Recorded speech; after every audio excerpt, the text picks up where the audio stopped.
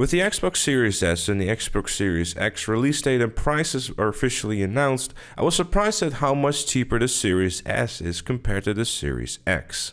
Looking further into it, you could see why it was possible. The Series S is significantly less powerful than the Series X, and cleverly enough, it targets those who don't really care for 4K resolution and just simply want to play the new next-gen games for a reasonable price.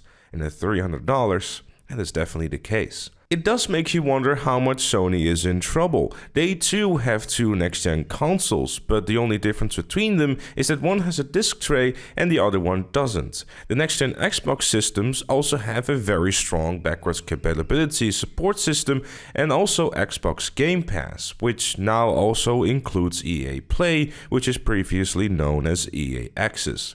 Meanwhile, on PlayStation, there is PlayStation Now, a garbage, overly expensive service that requires you to stream PS3 games with a lot of input lag. At least that's my experience when I tried it a couple of years ago. Still, $17 a month, while Xbox Game Pass costs you $10 a month and you can play every Xbox game under the sun. And that doesn't even include all the hundreds of backwards compatibility games you can just simply play if you own the disc of it. The best part, when Red Dead Redemption 1 for example came to backwards compatibility, the sales skyrocketed with 6,000%.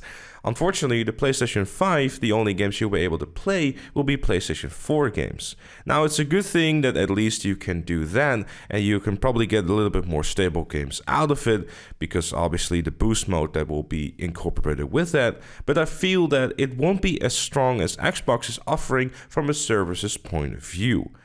One thing that is definitely a reason for concern though is a recent tweet by an Infinity Ward developer pointing out how the Series S could potentially bottleneck, or in plain English hold back, the potential for next-gen games, because the Series S is so much less powerful than the Series X and the PlayStation 5. And hearing this does make me slightly worried. How will developers go about this? The most logical ways could be to just develop games for the Series X and the PlayStation 5 and then downscale it for the Series S. But what would that do to the Series S? Would it run just as good as the Series X version and just simply be in 1440p instead of 4K? Will it force developers to spend more resources into making sure that the Series S is going to run smoothly? The answer to those questions is very likely yes. And that's worrying, because instead of focusing their efforts on making the games on next gen look as good and feel as good as they possibly could be, developers now have to worry about the Series S as well. I personally hope that the Series S won't ruin next gen because of this. Sorry to be so dramatic. Sony has been awfully quiet too. We're currently 2 months away from the launch of the next-gen Xbox, and PlayStation 5 so far only has had a pre-order for a pre-order. With no price, release date, or any sort of answers on the quote-unquote attacks by Xbox, I'm seriously wondering what the hell is going on there. All we know is that Horizon 2 is looking very spicy and that I can't wait to play that. And that's also one of the things I think PlayStation knows and or is hoping for people will keep in mind when they're deciding which console they will buy. PlayStation 4 has had a lot of great exclusives, while Xbox One had Crackdown 3. Jokes aside, I personally feel that exclusives do sell console for those who aren't really that bothered where their friends are going to be playing on. Even though nowadays, with multiplayer games becoming ever so bigger, most people do have a group of friends they play with, and they will undoubtedly base their decision for the next-gen consoles on where their friends are going to be playing on.